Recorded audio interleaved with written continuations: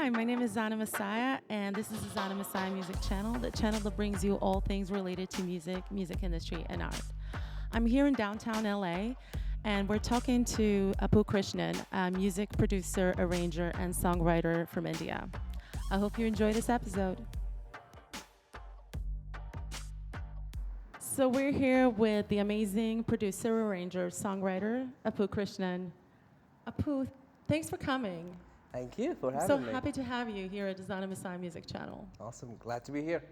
So let's start at the beginning. How did you, where does your story in music begin? What are your first influences?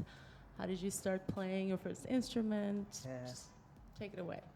Cool. Well, I'm from India originally and started there in, I would say, around elementary school, high school time. Started dabbling in little Casio keyboards when my uncle bought me to shut me up, I guess, you know.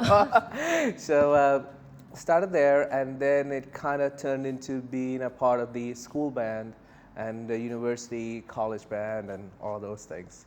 It was a good way to try to act cool a bit, you know. Meet girls, maybe? Yeah, of course. Yeah, that's the only intention at the time. You know? And eventually, it kind of got a bit more serious. Like I started doing it for the sake of music, not to just skip classes, you know. So yeah, that's how it all started. And when did you discover that it was more than just a hobby, more than just to impress girls and get friends, that it was something you were serious about? Winning competitions and people, you know, kind of coming up and saying it's kind of cool, and you know, and yeah, literally popularity, like all the wrong reasons. Yeah.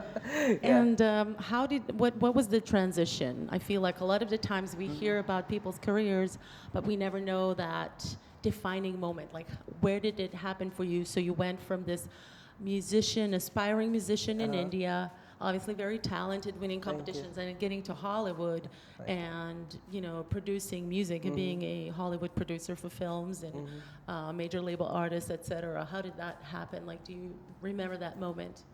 Well, the moment of, I would say, going professional, let's say, would be winning, like you said, competitions and getting called into recording sessions in India. At first, it was more like as a keyboard player, and I used to program, you know, like we have the film scene, they call it Bollywood here in general, but we have a, film industry in south of India too. So programming for, music producers there, working for other people, that's how it kind of gradually went in. Eventually, I wanted to get a more better with like the technology side of things, like engineering and stuff like that. There's a school that where we met at Exactly, yeah. Musicians Institute. Appu was actually Yeah. my professor at Musicians Institute. Well, when I first came to visit Musicians Institute, you were a student. And then the next year, you were already a professor. And then you were producing for and working with artists like Christina Aguilera and Jordan Sparks, RCA Records. How did that happen? Well, so going to MI, eventually I ended up teaching there. And again, through word of mouth and friends, get a call to do string arrangements for a song. I did not know who the artist was. I didn't know it was Christina. You didn't know it was your favorite singer? No, I did not know Is she that. your favorite singer? Well, definitely one of the best, favorite singer, yeah, there's a whole bunch, right? But anyway, got that string arrangement gig. That led to production too, actually. And that's how the Christina thing came around. And then you did the soundtrack for the Best Man Holiday movie.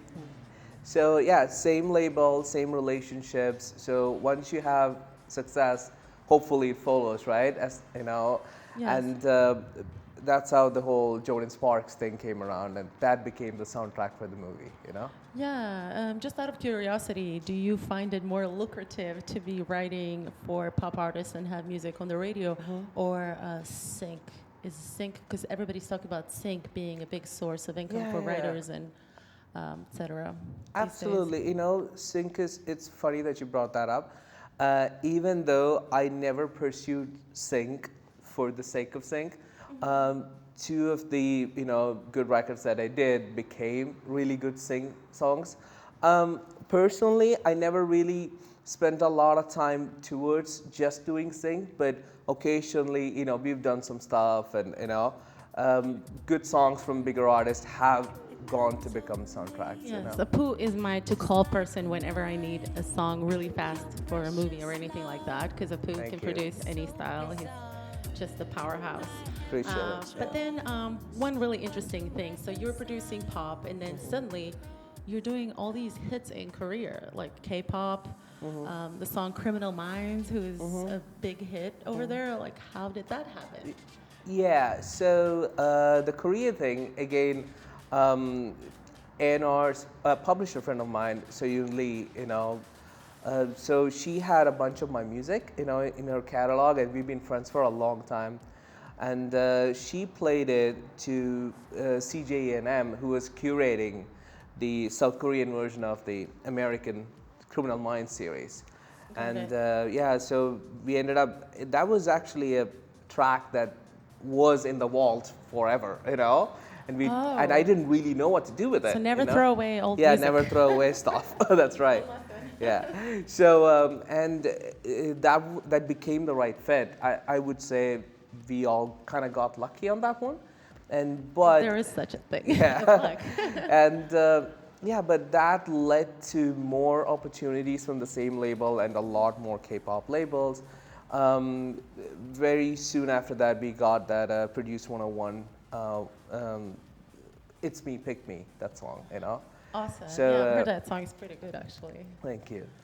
Yeah, that went really well over there. So those two led, let's say the floodgates kind of opened into it. And Soyoon's still my publisher, and we have a great working relationship with all the labels there. That's amazing. Yeah. And then, you would think like, okay, now you're just going to enjoy this big K-pop thing, but yet here you are going to Nashville like in a couple of days because you're producing a bunch of stuff there. How did that come about? Well, when we started, you did ask me about influences. I don't think I finished that side. Before all the programming and production, I'm a keyboard player, piano player, right? So that, I had a lot of influences from country and I would say like metal and hard rock too. Like I've been a fan of Eagles and Don Henley's voice and their writing for like the longest time. And I never quite thought I was good enough to do Nashville, I was doing just the pop stuff, what I knew the best. But was it exciting that it was something different? Yeah, it's amazing. It was so much more exciting. So I would say, like I was working with our friend Jason Jones on a few country pop kind of songs, and some friends of us in Nashville heard it, and that very talented artist, by the way. Yeah, songwriter. JJ, shout out. So that kind of led to the MCA folks kind of coming to our studio and listening to more songs, and it led to Jason Jones EP. It's gonna come out soon. Amazing, and it all sounds like random things, but it all kind of it all ties in, and yeah, that led to a lot of collaborations in Nashville. Yeah. And I am really curious. Was it really difficult, demanding, challenging, or was it fun? How was it for you to go from being this in the box music producer, working beats and sounds, to working with live instruments in Nashville, having a whole band, a house band, all that stuff? Yeah. Was that difficult? Was it scary? It was fun. It was a lot more fun because I like to collaborate. I started programming because I didn't have my bandmates around at first, So it's like going back to that world where, a guitar player could play something that could trigger an idea in you, or, you would hear the sound of like a dobro, or like, it's all these organic elements. I love that, yeah. And with the technology and my sort of pop background, you could do, like interesting sonic things to those organic elements, and you so create cool. something new, So it's been super inspiring, yeah. That's really awesome. So one of the things that viewers really often ask is, writer's block? Well, let's start with inspiration first. Where do you get inspiration? What is your process? And then on the other end of that, what about writer's block? How do you deal with it? Yeah, well, First inspiration. Inspiration Then the first. opposite. Okay, we'll go in that order. You need a song first, right? So inspiration, it comes from different places. I personally work better under pressure. If you give me a ton of time and then nice place, I would probably just enjoy the place and never work. So don't have a studio on the beach. Yeah, so yeah, don't put me in a good place. So deadlines are amazing, you know. So that's the first thing. The pressure helps a lot. So stress and pressure. Yeah, you think less and you do more, you know.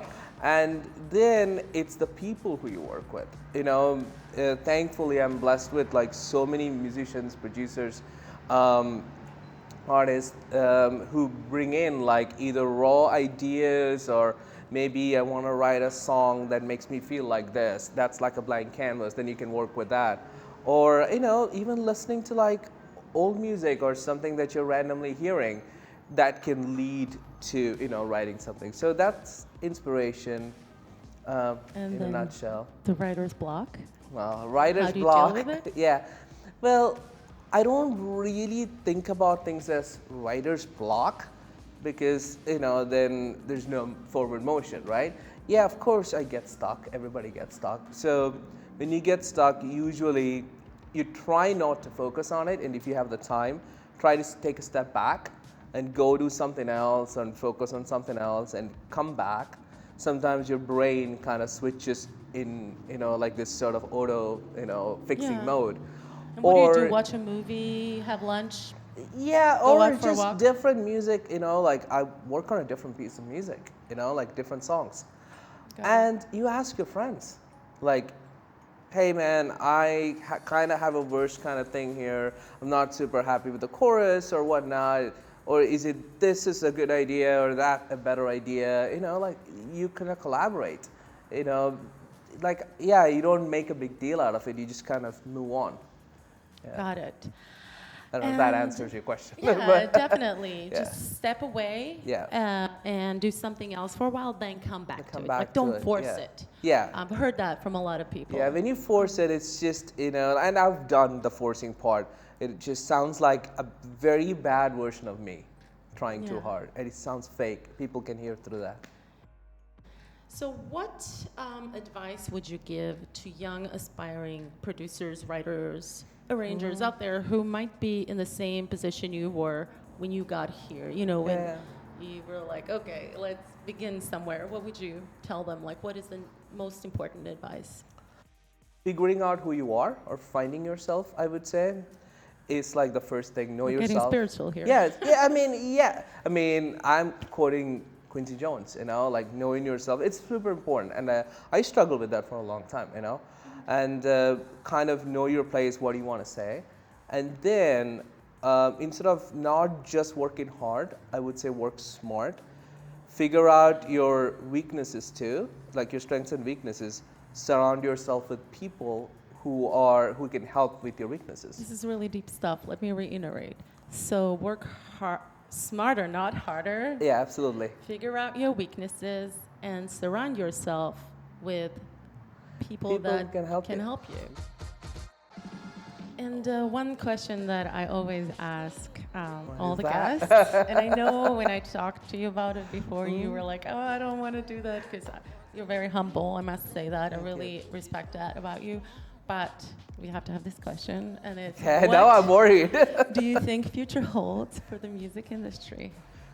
Oh, as is, like music's gonna be around for sure. Art is never gonna die, and but you know it keeps changing, right?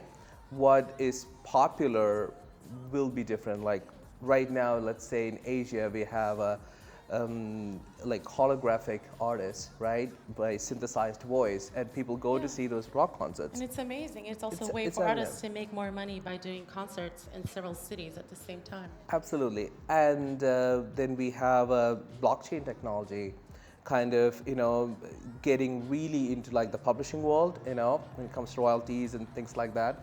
and streaming is the norm, you know, whether we like it or not, it is. So I think it's always going to keep changing, and if we are smart enough to adapt to it, then you're always going to be having a great career, you know. It's all about adapting to the Yeah. world. So, as you said earlier, find your voice, find out who you are, but then keep in touch with what's going on and be Yeah. adaptable with who you are to what is Absolutely. out there. I mean, that's just like basic human survival Absolutely, skills. and be Yeah. fair, you know, it comes around, you know, always comes around. Amazing. Thank you so much again for coming here on the Thank you. show to inspire our viewers. Zana Messia Music Channel.